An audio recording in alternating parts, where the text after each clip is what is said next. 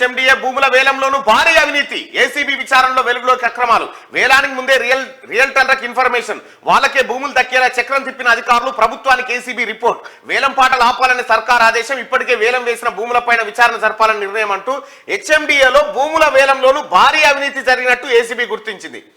Shiva Balakrishna case విచారణలో భాగంగా భూముల వేలంలో పెద్ద ఎత్తున అక్రమాలు జరిగాయని ఏసీబీ గుర్తించినట్టు తెలిసింది. దీనిపై ప్రభుత్వానికి ఏసీబీ రిపోర్ట్ అందజేసిందని, దీంతో భూముల వేలం పాటలు ఆపాలని సర్కార్ ఆదేశించిందని సమాచారం అంటూ ఒక వార్త. ఇగో కేసీఆర్ కేటీఆర్ ఈ దొంగల బుట్ట ఏం చేసింది ఎరికేనా?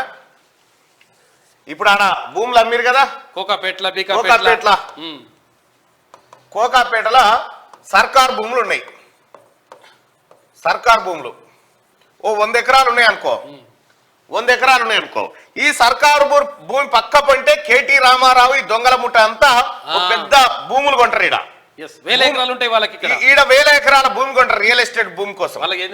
కేటీఆర్ బినామీలు కొంటారు. ఏం చేస్తారు? దీని ధర పెరగాలంటే ఏం చేయాలి?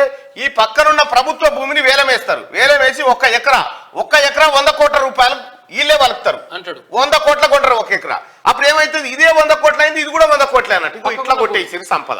అయితే ఈ 100 కోట్లు కొన్నోడు ఇప్పుడు కొన్నోడు పైసలు వేయలేదంటే వాడు కూడా ఇయ్యలే. మళ్ళా అది గుర్తుపెట్టుకోవాలి, అది చాలా ఇంపార్టెంట్. మళ్ళా దాని మీద భారీ అవినీతి జరిగిందని చెప్పి ఏది బయటకు వచ్చింది. హెచ్ఎండిఏలో భూముల వేలంలోనూ భారీ అవినీతి జరిగినట్టు ఏసీబీ గుర్తించింది. శివబాలకృష్ణ కేసు విచారణలో భాగంగా భూముల వేలంలో పెద్ద ఎత్తున అక్రమాలు జరిగాయని ఏసీబీ గుర్తించినట్టు తెలిసింది. దీనిపై ప్రభుత్వానికి ఏసీబీ రిపోర్ట్ అందజేసిందని, పూర్తి స్థాయిలో ఇప్పటి వరకు వేలం వేసిన వాటిని కూడా విచారణ చేయబోతా ఉంది.